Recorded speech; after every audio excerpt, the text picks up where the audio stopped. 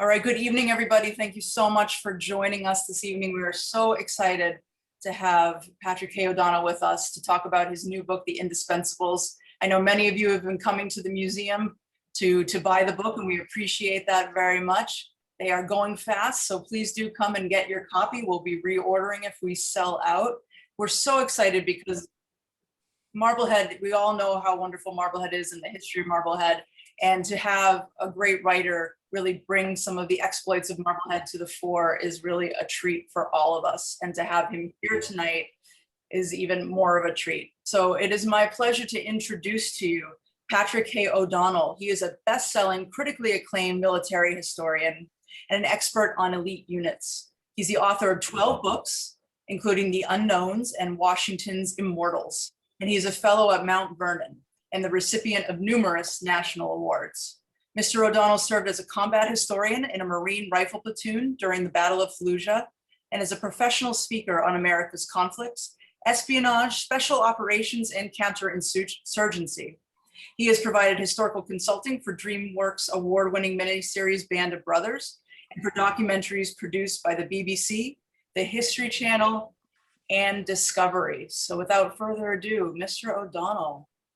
Thank you, Lauren, for that beautiful introduction. And just let me just say, it's really an honor to be here.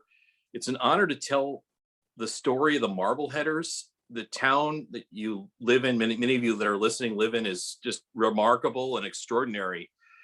I think the Marblehead Museum does a great job of keeping and preserving that heritage and sharing it. I was in awe when I went through the Jeremiah Lee Mansion and several of the other sites. It's a great place to visit, and I recommend everybody go back and visit it and enjoy it. And it's something that I really walk the ground that I write about. I visit the places, I visit the homes that the people live in, and the graves that the grave sites that they're buried in. And there's some amazing things to visit in Marblehead, as well as nearby Beverly.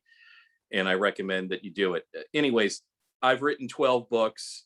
Every book I've written is a journey. I love what I do. It's my passion. This is what is, keeps me going every day. I love history. I love our history. And each book I've ever written has found me in one way or another. And this book found me through a book I wrote called Washington's Immortals, where the Marylanders were transported by John Glover, first at the East River and then later at Trenton. And it was through many of the readers of this book, my readers, who I cherish and love, who, I'd give advanced copies of my draft manuscript to some of my great readers who I really trust, to say, what do you think of this? And before they got the manuscript, I said I was writing about an elite regiment that changed the course of the war. And they would often say to me, oh, you're going to write about the Marbleheaders. Well, no, it's about Washington's Immortals or the Marylanders, but the Marbleheaders, that is what I would say is coming next. And that started 5 years ago. And before I ever write any book, I always ask a very simple, basic question. Who cares? Why does it matter? Why should anybody read the book? And the reason why you should read the story of the Marbleheaders is we wouldn't be here as a country had it not been for the efforts of the men and women that are chronicled in The Indispensables. And let's just get right to it. I'm going to take you to the stormy night of August 29th, 30th, where the Continental Army is facing utter destruction. Washington had lost the Battle of Brooklyn, otherwise known as the Battle of Long Island. Washington's Immortals make an epic stand that buys, as one historian put it, an hour more precious to our history than any other. And with that stand, it allowed a portion of the army to escape to its entrenchments at Brooklyn Heights, and they dug in. Both sides dug in. And at that point, a massive nor'easter starts to pelt both armies. And this is a situation that really, Lord Howe, had he attacked, he may have won the war right then and there. But both sides dig in, and the nor'easter pelts the army. And Washington has a crucial decision to make. In the Four Chimneys, it's a mansion there in Brooklyn. There's lightning raging and the massive thunderstorm, and he assembles his lieutenants, his captains of war, and asks what should he do. And through their counsel and his own wisdom, he decides to evacuate Brooklyn. And it's here that the Indispensables, or the Marbleheaders, play the crucial role, along with the company from Beverly which is part of the Marblehead Regiment under Captain Brown. And it's the Marbleheaders that are initially told on August 29th, along with the rest of the army, that they're going to attack the British in advance. But instead of advancing, they move towards the East River. And let me just sort of give you sort of the rundown here. The army is practically surrounded by the British, which has a massive force of nearly 20,000 men or more. The Royal Navy is in the East River and wants to sail up behind the entrenchments, but it's unable to do so because the winds aren't favoring it for some reason. But there is Washington and where everything stands. And it's about the British are about to deliver a crushing blow. And Washington decides to evacuate. In evacuations, let me just sort of remind everybody, in this under fire from a hostile army and at night is probably about the most difficult operation you can conduct. And it's here that the Marbleheaders are giving like literally an hour or two to familiarize themselves with a variety of boats from all kind of walks of life, if you will, and told to do the impossible, to transport 9,500 Americans and all of their equipment across the raging East River. This is not an easy task, and they get in the boats.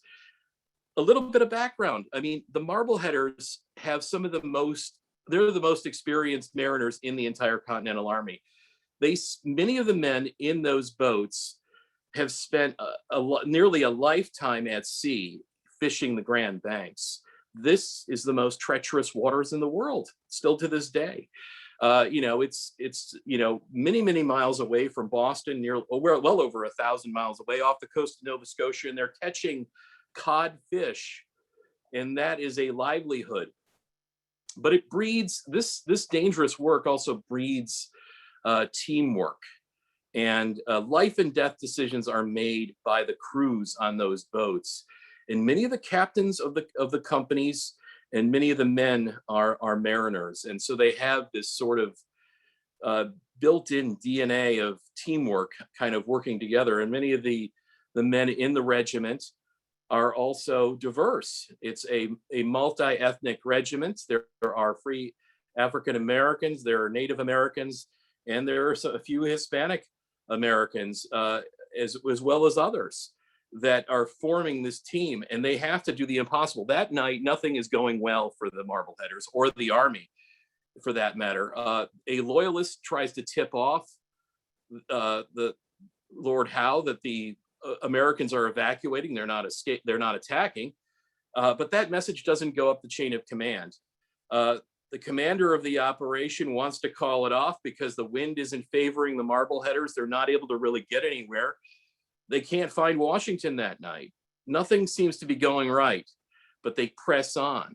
And that's fortunate that they did, because they press on and, with cloth-covered oars, they start to transport 9,500 men across the East River, which is a mile long. And, under unbelievable stress, they're bringing men back and forth across the river, which they do many times. And I find something quite remarkable. The wind doesn't favor the Royal Navy, so they're not able to sail up the river. Had they been able to do that, they would have blown all these small boats to smithereens with their cannon. But the wind doesn't favor them, but it favors John Glover and the Marblehead men as they evacuate the army. But time is running out. There's precious little time, and it's a race against the clock. Dawn is coming, and with dawn comes an attack from Lord Howe and his land forces, and then also potentially and most likely an attack with the Royal Navy. And here something really kind of remarkable happens. At the assembly area, several things occur. There's chaos because the men see the sun coming up and they know that they're doomed potentially on that riverbank. And Washington demonstrates true leadership here. Instead of being the first in the boat and leaving, he's one of the last to leave. This is typical of George Washington. He is a battlefield commander that is there with his troops and leading from the front in many cases at his own peril. But he remains as one of the last to leave. And there's chaos at the assembly area. And one of my favorite accounts is where George Washington, who has enormous strength, raises a large boulder above his head as the men are scrambling around the boats, panicking, and says, "I will sink this boat to hell if there's not order." And he basically brings order to he quickly brings order to the assembly area, and the men continue. But then at this time, a rather remarkable, miraculous, as many would say, event occurs. A fog rolls in and screens the movement of the army as it continues to cross. And John Glover and the Marblehead men in the Marblehead Regiment evacuate the army and save it. And that is just the beginning of the times that the Continental Army had been saved or changed through the actions of these individuals. About 2 weeks later, the Lord Howe and his army strike again at Kips Bay. And, there's a really extraordinary story of Washington once again being in the fray, being very much in front. And there's a story that it comes from several accounts where they literally had to grab the bridle of his horse and pull the horse out of harm's way, because there were literally British soldiers charging not more than 200 yards or 300 yards away, and they would have killed Washington had he remained. But he was kind of catatonic because he saw his army evaporate, and that's similar to what happened at Brooklyn, and it happens again. And it's the Marbleheaders, along with the Marylanders and others, that really make a stand, and they hold back. They hold back the British long enough for the bulk of the army to escape. They escape through Harlem, and they have a series of entrenchments up there. And this is where the Marbleheaders continue to fight with the army. And it's quite extraordinary. There's many circumstances where they conduct during the course of the revolution, where they conduct a series of raids, and this is one of them. Not too long after Kips Bay, they attack a Hessian baggage train, which is quite interesting. Through all of this, though, there's a elite unit that was formed at the request of the commander-in-chief, and it was led by a Marbleheader. This is known as the Guard, the Commander-in-Chief's Guard, or the Life Guard. And the Life Guard is a very specialized unit that is with the army the whole time, but it's specifically guarding Washington and his papers, and they play a very important role. Basically doing a number of things. They guard him sort of in a precursor, if you will, to like the Secret Service. But this is a unit that swells in ranks to over 250 men. They guard his papers, and they also guard. They are also deployed in battle at times at crucial points, and they also conducted a number of interesting specialized type missions. But from a day-to-day basis, they also take care of the camp, and they take care of the commander-in-chief's table and his dining needs, everything. And it's here that the Guard gets into what Washington likes, where he likes to conduct his business, which is at either lunch or at dinner. And he would bring his subordinates, as well as any of his guests, and have dinner with them, and also discuss business, and also discuss, the strategy of things.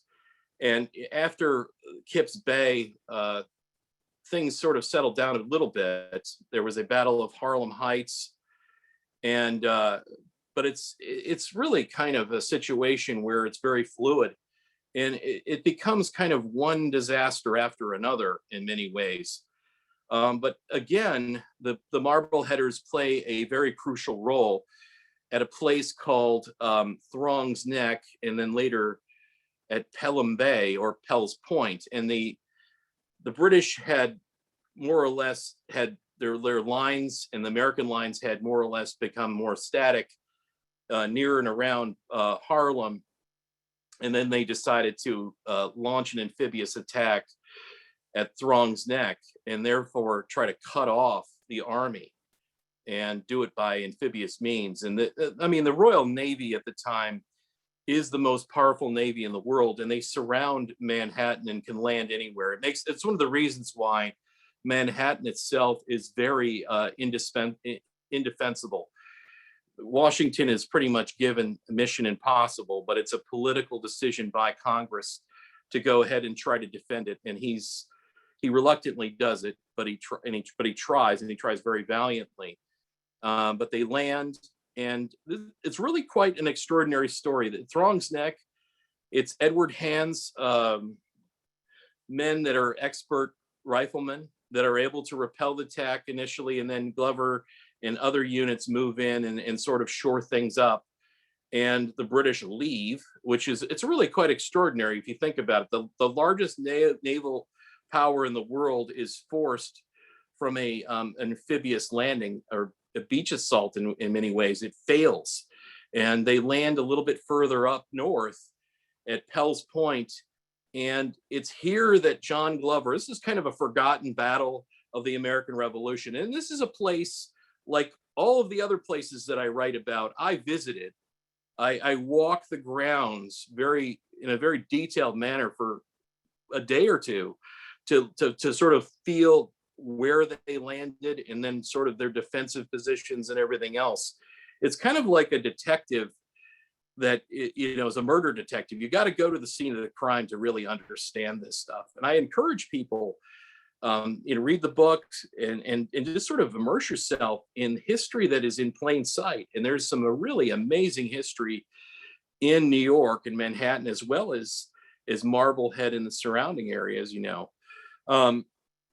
But I walk the area, and it's here that Glover's men make an epic stand. They in what's now a golf course, there was a series of stone walls, and it was there's a main road there. That during the war there was a road there as well, and they fell back in their positions behind these stone walls, and they repelled the British several attacks. And the British had some of their best troops here. They had the light infantry, which it's many cases had really high quality training. These were many cases volunteers. I follow several men in this book that were on the British side throughout the war, and I follow them as sort of characters, if you will. And I, like all the stuff in this book, it's drawn primarily from primary source material. And I pulled the captain that was there, that was leading one of those attacks, who had met the Marbleheaders, or likely met them, I should say, in the Battle of Lexington, where they participated, near probably the Russell House, and this same captain is involved in the Battle of Bunker Hill. He's the man that actually leads the attack for the Battle of Brooklyn on the 27th of August. And he's again attacking, but he perishes during the attack against these stone walls. But what's happening here is quite unique. It may not seem like a big deal, but it's part of an evolving form of warfare, an American way of war. Instead of fighting in battlefield tactics that are very familiar with the British in Europe, they're using stone walls. They use what's now called a collapsible defense. They are falling back from each position um, before they are overrun, but they're inflicting massive casualties in the process. And what this does is it buys time for Washington's army to further escape, which they do quite magnificently, thanks to John Glover and his brigade now at this time, as well as the Marblehead Regiment. And they are then once again in the Battle of White Plains, where they play a leading role.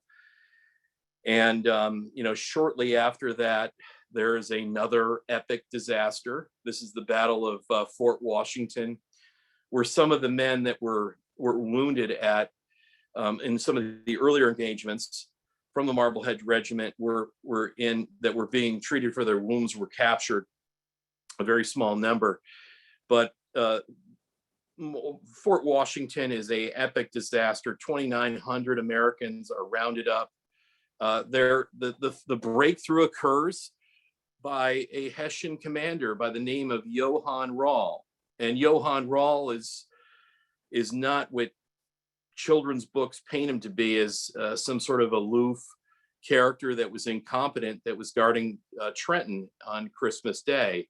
Johann Rall is an expert soldier who had spent a lifetime in war, and he leads the breakthrough at Fort Washington. He does an amazing job also at White Plains, and Johann Rall is a hero to the crown, and is known as the Hessian Lion. But through the Fort Washington debacle, Washington is, as a commander, is at his lowest point.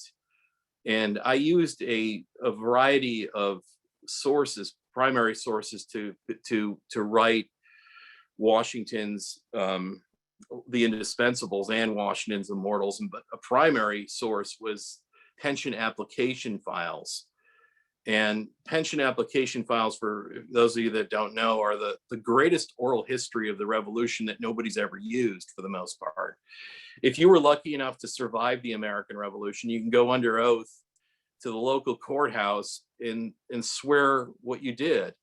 And it's sometimes a one sentence, "I was at Fort Washington," and others, it's a very detailed explanation. And one of those explanations that I was able to capture was a soldier that had escaped Fort Washington. He was a Marylander, but I still included it in the book because it's really quite an extraordinary story. And he rows across the river, and then he also sees, he lands not far from a mansion where he sees George Washington looking through a spyglass and witnessing what's going on to his men at Fort Washington.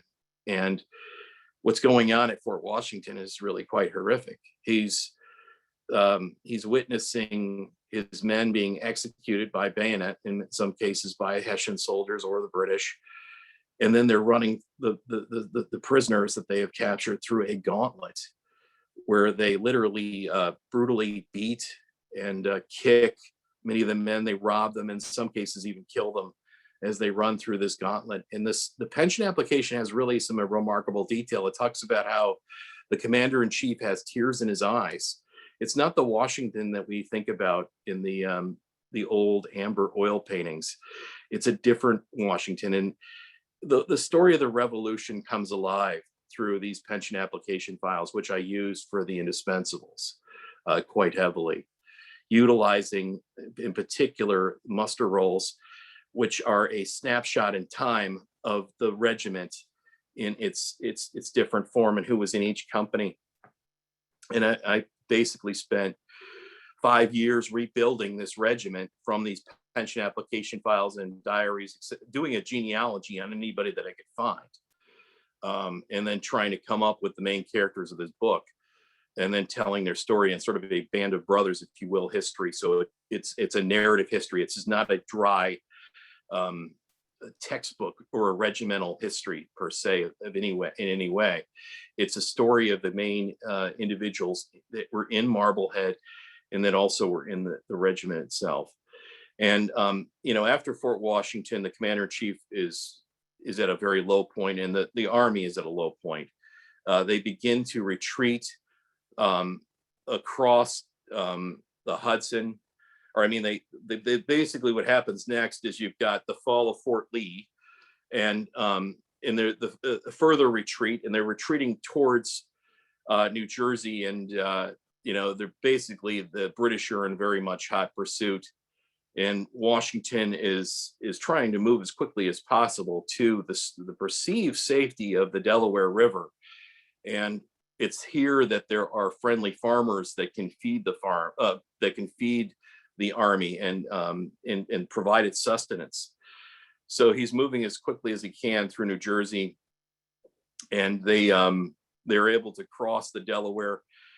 But this is a time, some of the darkest days in our history, where everything is falling apart and collapsing politically. The military victories that the British Army had attained had changed the zeitgeist. The mood in the country had completely changed from one of independence and liberty to gloom.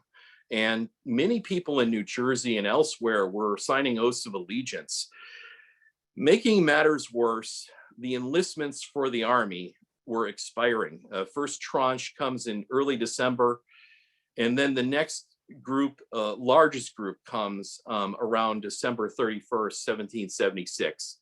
Washington knows the army had gone from a height of well over 20,000 to literally thousands now.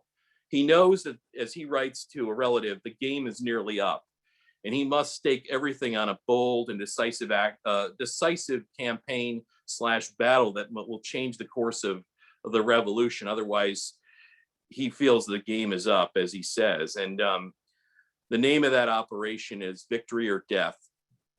And they stake everything on, the password, I should say, or code word, is Victory or Death. They stake everything on attacking the garrison that is manned by or commanded by Johann Rall at Trenton. And there's a number of, the commander-in-chief asked very bluntly to John Glover, can you bring the army across the Delaware River? And he basically says, don't worry, my lads can handle it. And, no truer words have been said. Glover had complete confidence in his men. And at this time, the regiment was commanded by Lieutenant Colonel Lee and Raymond Lee. And he basically places a faith in Lee to organize things. And they have a series of boats. They have Durham boats. They have flat boats. And but it's not that simple. The army is attacking it from multiple prongs. There are several waves that are attacking Trenton. This is something very typical of operations commanded by General Washington. He had complex operations. That night, everything potentially that could go wrong did go wrong in terms of the weather. It was horrendous. There was a nor'easter that came in.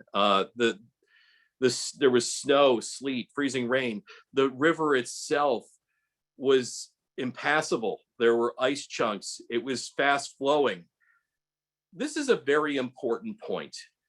Every one of the prongs that attacked failed, with the exception of the boats that were manned by the Marbleheaders.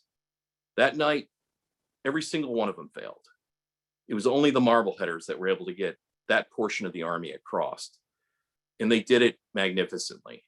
And they used all of their skills that they had honed from the Grand Banks and from the prior operations at the American Dunkirk on the East River and elsewhere to basically do the impossible, to get the army across, which they did. And they crossed that night. They're behind schedule. Just let me give you sort of the atmospherics. I mean, the army at this point is not very well fed. They have no winter clothing. They're, in many cases, shoeless. As they walk and march, they leave tracks of blood. These are some unbelievable individuals. This is what we call, this is resilience many times squared, right? Or squared. I mean, it's just like insane. The amount of toughness that these individuals had. And it's in the middle of a snowstorm, in the middle of this nor'easter, that they are trudging forward to Trenton. And, some extraordinary things occur. Uh, as they move forward down towards Trenton, they encounter Americans. And the commander-in-chief is absolutely stunned. He's like, well, what are you doing here? You're supposed to be with us. It turns out that Adam Stevens had launched a raid with about 60 to 100 men earlier in the day to avenge some losses on an earlier attack that they had made without authorization. They raid the Hessians, and this has some unintended consequences. It leads, many think, including me, Johann Rall, to believe he had been warned by British spies that an attack was coming. I believe that Rall felt that this might have been the attack, which was repelled. There's also this massive nor'easter that's occurring, and Rall feels that there's no way that the Americans would probably attack in the middle of this nor'easter. Added to that, loyalists to the British cause deliver a message to Rall, informing him that the Americans had landed and that they're about to attack Trenton. He takes the message, according to legend and accounts, and puts it in his pocket and never reads it and goes to bed. Meanwhile, John Glover, Marblehead Regiment, and the Army are advancing. The Marbleheaders are at the forefront of one of the prongs of the attacks that is basically paralleling the Delaware. Well, Washington and his main force engage Rall in Trenton itself. What's often overlooked is Glover's contribution to the battle, which is exceptional, extraordinary. Not only transporting the army across in the only crossing that succeeds, but he also captures arguably the most important real estate in North America. He captures the Assunpink Creek Stone Bridge, and that bridge is vital to Johann Rall's escape from Trenton. They seize the bridge, and they also seize the high ground above the bridge and position several cannon, which they're able to then bombard Rall's main forces. And with that, Rall's fate is sealed. Most 18th century engagements in the American Revolution end with both sides fighting each other and then retiring. Trenton is a double envelopment. It's a full defeat of Johann Rall's regiment, and it's a decisive, crushing American victory that will have repercussions that will change the course of history. It's the first in two more victories that will occur. A week later, the British respond after Washington crosses the Delaware once again at Assunpink Creek. There are Marbleheaders involved in that battle, even though many of the Marbleheaders go back to Marblehead because of their family. The condition of their families is such that there's massive poverty, bankruptcy, people are sick. Glover's wife is nearly on her deathbed. A large portion of the regiment decides to go home, but others stay and fight. They fight at Assunpink Creek, they fight at the Battle of Princeton, and they stay on. And they change the course of world history when they do that. And, let me just sort of talk about several of the men in this book that I think are really interesting. And it'll give you sort of a view of why these people fought and what makes them unique from Marblehead. One of those people that stayed on that in January was Dr. Nathaniel Bond, along with others. And Dr. Bond is, I think, one of the most extraordinary members of the Continental Army, and really one of the greatest unsung heroes of the American Revolution. Dr. Bond's story will go back in time now to 1773-74, when Marblehead is, you know, arguably it's the second largest port town in Massachusetts. It's the trading hub of Massachusetts with cod fishing and merchant and other trading activities. It's an extremely important place. It's a cosmopolitan town, but the boats bring back not only trading goods, but they bring back a silent killer. They bring back a deadly virus that ravages the town. And Marblehead tries to deal with it with quarantine initially. They have what they call designated pest houses that fly a flag that these are individuals that are infected and they're quarantined. They kill dogs that are stray. They try to do everything they can to contain this virus, but it fails. And it's the patriots in the town that they come up with a very novel solution. They come up with the idea of building an inoculation hospital. And this is, at the time, cutting edge science. It's controversial because inoculation is dangerous business. It's taking a knife and lancing the top of somebody's shoulder and inserting a small portion of the virus to, cause a mild case of the illness or disease and hopefully provide resistance. In most cases, it worked. In others, it killed you. So it was a game of Russian roulette in many ways. And into the vortex of all of this is Dr. Nathaniel Bond, who's a Harvard-trained medical doctor who specializes in smallpox and infectious diseases. Dr. Bond has a very interesting background. Dr. Bond is a body snatcher.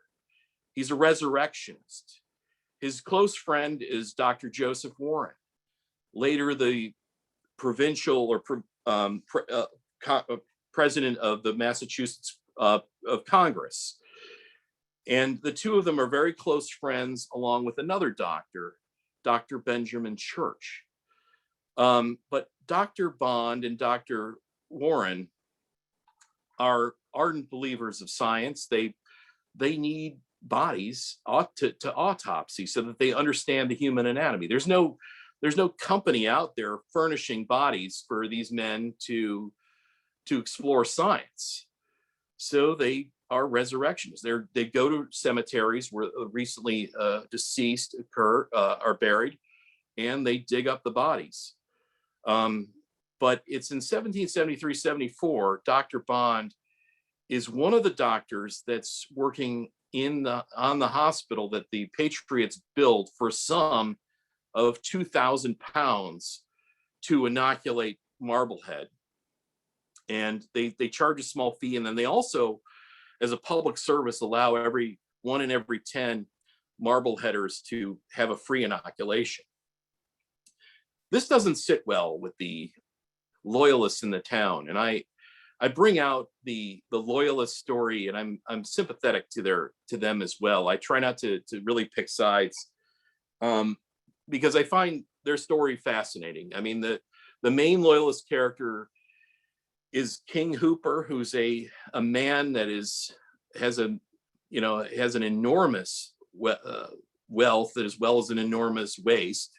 Very dynamic personality as well, and I sort of capture his story, along with Leslie Bowen, who's the diarist that records every day what goes on in the town. And his story is quite unique too, because Bowen he's a hero in many ways. He brings back Marbleheaders from the French and Indian War via ship, and he's got quite an extraordinary story. He believes courage in his convictions. He doesn't believe in the patriot cause. He doesn't join the Patriot Army or anything later on in the war, and as a result, he's canceled. He can't find work from any of the Patriot owners in the town. But going back to Dr. Bond is one of the physicians at this hospital, and the loyalists don't like the hospital for a variety of reasons. And it's mainly a situation, I believe, of power and control. And a mob of men is a small party of men is organized. And in the dead of night, they burn the hospital to the ground with people inside it. Miraculously, women and children were spared death. Nobody died, or people that were wounded, but nobody died. And the perpetrators, they went after the Patriots had lost 2,000 pounds, which was just an enormous fortune for the time. So John Glover went to through the courts, and the local sheriff was able to issue a writ, and they arrested the perpetrators, or several of the perpetrators. And it's the loyalists that stirred up the town and an angry mob, and they assaulted the jail with axes and crowbars. And the Essex and Salem Gazette have some really extraordinary accounts of this that are very vivid. And they free the men, and the patriots in the town, their homes are surrounded by the mob, and it has a profound impact on them in their feelings politically. Elbridge Gerry, who's a main character in this book, also it really changes him in many ways. He decides to drop out of politics. The Boston Tea Party, and then also his mentor Samuel Adams, changed that though, and he stays on, but Bond is changed along with the others. And fast forwarding a little bit, it's April 19th, 1775, the Battle of Lexington and Concord, which was it's very important to know that much of the gunpowder that was gathered by the Patriot or the Whigs was gathered by the men of Marblehead. Jeremiah Lee is one of the main characters in this book as well. The Lee Mansion is his trading contacts, along with Gary and others and Glover. They bring in the powder from Spain, along with our first foreign aid and our first small arms. That's gathered in Lexington and Concord, and it's General Gage that attempts to remove those crucial supplies from the Patriots, because he knows if he can disarm the Americans, there will be no kinetic revolution. The political revolution will probably die out. So he's actively, all of the operations in this early part of the war, I bring them together. The Marbleheaders are at the forefront, or the through line that connects all of them through the crucial supply of gunpowder, which they supply, which does not exist in the colonies because there's no organic production. And Gage goes after those supplies. It's largely a failure. They were able to take out, spike some cannons, etc. But on the march back, it's here that Dr. Bond enters the scene once again. Dr. Bond treats the British soldiers that were part of Lexington, that were wounded at Lexington and Concord. And for it, he is reviled. The mob turns against him, and his life is threatened. And he writes this letter, I own the original, to Elbridge Gerry, that says that if you don't send a group of men immediately, I won't be here tomorrow. Thousands are trying to kill me. And he demands a court-martial in front of Joseph Warren and the other Patriot leaders. And it's granted. And Dr. Bond is exonerated. But instead of leaving the Patriot groups, instead of leaving the Marblehead Regiment, Dr. Bond stays on. I mean, he was dealt a tremendous insult. His honor was assaulted, that he was not loyal to the Patriot cause. But instead of leaving, he stays on, and he fights through the entire war. And he's a regimental he's a company commander through some of the toughest battles of the American Revolution. And it's at Trenton that is, I think, Dr. Bond's most epic experience. After treating people and after fighting through the entire war, he and the other men are asked to stay. Many of them go home to Marblehead, but others volunteer to stay on. And Dr. Bond is one of those Americans.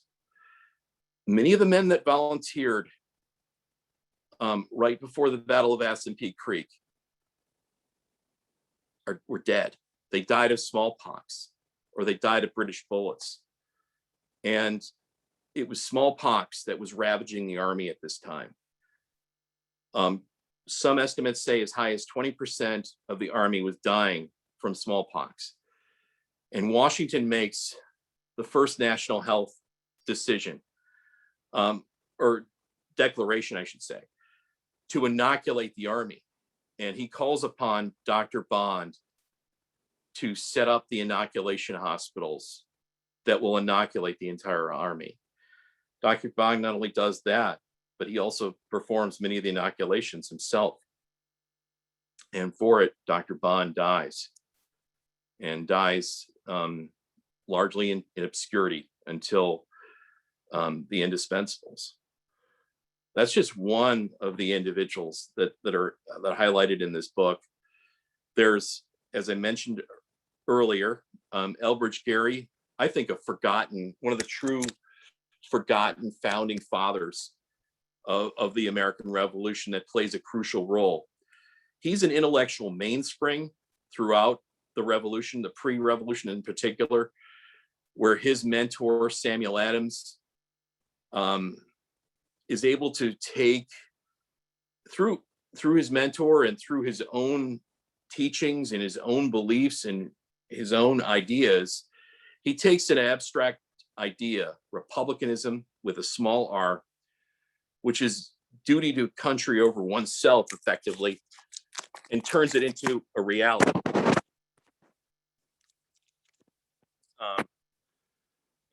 And it's really Gerry who is a early mainspring of the American Revolution, and an early in terms of the intellectual ideas that flow from the revolution. He's also one of the key arms suppliers. He takes his merchant fleet, his father's merchant fleet as well, and they convert it into supply lines. And they're bringing in the crucial powder that is so important to the American Revolution. And he's a signer of the Declaration of Independence. He later is crucial to the Constitution and so many other aspects of our early republic. I find Gerry, my favorite term for Gerry is Grumbletonian. Bit of an ornery guy, but there was never a tougher defender of the early republic, as many of his colleagues would say, and just an extraordinary patriot that did so much for the cause. The other individuals in this book are the African American and Native American individuals that I had to dig through all kinds of files to find their forgotten stories. And in many cases, it's very sad. They're just, they went by their first name in some cases. The documentation is limited. In many cases, they died in absolute poverty. I dedicated this book to their service. And, there's sort of the forgotten heroes, as well as many others of this American Revolution. And this book is about the foot soldiers, those that did the fighting, those that were in the thick of the fighting. And it's in many cases, in their own words, what they saw and did. And it's why I wrote this book. It's because it's about our origin story. It's our most important story, which And unfortunately, in this digital age, it can be gone in an instant. And it's too. I think I just like to say I'm just grateful for the sacrifices that Marblehead made for our country, which there were nearly 400 widows at the end of the American Revolution. The town went into absolute poverty. You look at the letters of the main participants, such as John Glover. It's quite obvious that John Glover suffered from PTSD, the fact that he couldn't sleep at night, etc., from the war. It bankrupted many individuals. It's an extraordinary sacrifice, a debt that I think, we take for granted in many ways. And that's the reason why I wrote The Indispensables. And I'll be happy to take any questions. Thank you so much. Great presentation. Thank you. If you have questions, folks, please go ahead and put them in the chat.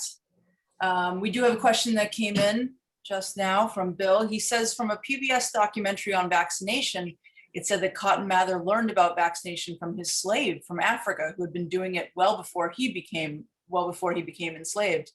Do we have, as far as you know, do we have Africans to thank for that concept? I think that's a hard one to pin down. It's documentation is sparse on that, but it's plausible. I mean, it's hard to say though. I think that it's important to, I'm always looking at everything from all aspects and angles. So that's the way we want to look at things from a historical perspective. Are the pension application files available for the general reader, either online or in print form? Yes, they are. They're located at the National Archives. And, if you really want to get into your family's history, get an ancestry.com account. And specifically, if you want to get into the pension applications, you go to Fold 3. And Fold 3 has all of them digitized. The ones that are down at the archives are a little bit better. Sometimes they miss some things in the digitization. But the Fold 3 is great. You can get a lot of amazing material. I will say that the search function is horrendous. I spent, you can't just put in Marblehead and hope to get lucky. It just doesn't work like that. Let's put it that way. This is seriously still like drilling for oil. Sometimes you get lucky, sometimes you don't. And I found myself not getting lucky a lot, but it took a lot of time and effort and a lot of work. Absolutely. Persistence pays off at fold3.com. Yes, it does.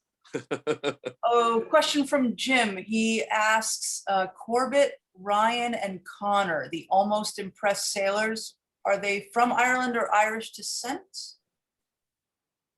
My understanding was they were from Ireland, but I'll have to. That's a question that I will have to probably run down. And somebody to get the absolute answer on that one. Sorry to interrupt you on that. So Jane asked, Immortals led you to the Indispensables, and where did you go from here? I found, well, with Washington's Immortals in 2010, I was asked by the battalion commander to go for a walk in Brooklyn, and that led me to a roadside sign that said, "Here lie 256 Continental soldiers, Maryland heroes." That led me to that book. A roadside sign, believe it or not, has led me to my next book, which will be on the Civil War. And it's an unknown, untold story that has a, let's just say, a special operations angle to it that is very compelling. Let's put it that way. And it's something that I ran across, and I've spent years. I'm fortunate in the fact that I've visited everything. I've walked the places because they're not far from where I spend a lot of my time. That's great. One comment that came up a little bit earlier, the people of color that you found, the Native Americans, the Hispanic Americans, did they live in Marblehead before the war? It all varies. One guy was on, the Channel Islands. I mean, it's like you got a variety of people. There's some they're immigrants. that are, Marblehead is cosmopolitan, so they're trading with all types of parts of the world, and people come and go in the town. And that's where you've got a variety of factors. And then you also have, people that live there for a very long time. And that creates a close-knit community that is unparalleled in many cases in terms of other regiments within the American Revolution. It's very close-knit. You've got families. There's, families that are best friends as well. They're people that are married through other families, and they're tightly connected, which I found, desertion was a massive problem in the Continental Army. I didn't find that with the Marbleheaders. There's hardly any examples of it. And it was because I think of this close-knit nature that, people were afraid they couldn't just leave and then come back to Marblehead. They would have been ostracized for not performing their duty. They would have been letting down not only their brothers in arms, but their best friends and their family members too. That kind of leads me into another question Lou had. He says, we in Marblehead, interested in the roles of African Americans in the Revolutionary War era, have noted that a number came here from Rhode Island after the war. Glover's regiment was for a time in Rhode Island. Did you find any link between the Rhode Island regiments and Glover's regiments? My role in the research, I give a sort of a cursory chapter, if you will, of what goes on after 1777. So my research was primarily focused from 1769 all the way to early 77. So I didn't get into that interaction as much, but it sounds very possible. And yeah, indeed. Okay, so we have just one last question. Oh, now, of course, now all the questions are coming in. We do have to wrap up, folks, in a couple of minutes. Let's see. In your research, did you walk from the crossing point to Trenton? The crossing. Awesome. Okay. Well, well, I'm not quite Christ-like. Maybe you rode. Water. But I have been to both places and enjoy them tremendously. And I think, I'll tell you what, Trenton there's so much great history there. I mean, I was with Washington's Immortal, I was really stunned at S&P Creek, for instance. The bridge at the time, it may have changed now, but there was not enough dedicated plaques and such to sort of indicate, where all these things had occurred. There's a lot of history in plain sight in and around that area that I think it's arguably the 10 most crucial days in American history that occurred there, and it's the Marbleheaders that were in the forefront of all of it. For sure. And I am going to throw one last question at you, but I think it'll be a quick one. If you could recommend a book about Elbridge Gerry, a biography, which one would you recommend we read? That's a good question. Probably, I would say, I actually used a lot of the original source documents for that one. There's a lot of great material at the New York Public Library. There's a bulk of his papers are located there. And I sorted through that, and the handwriting's not bad, but I mean, I'm not sure I would give a recommendation. I'd say there's a lot of really amazing source material out there. So awesome. So wonderful. Well, thank you so much for joining us tonight. I know you have a hard stop at 8, so we want to respect that. And I hope everybody, please go out and buy the book. If you haven't already, come tomorrow or Saturday, buy it at the museum, buy it whichever way you can. Thank you so much, Mr. O'Donnell, for joining us. It was really a pleasure and an honor to be with you tonight, Lauren, and just keep up the great work that you guys are doing with the museum to preserve our history. You're doing, it's remarkable. And I'd really encourage everybody to go up and visit Marblehead and the various sites. Thank you so much. And thanks everybody for joining us. Everybody have a great night. Great talk. Thank you very much. Thank you. Thank you so much. Thank you. Thank you.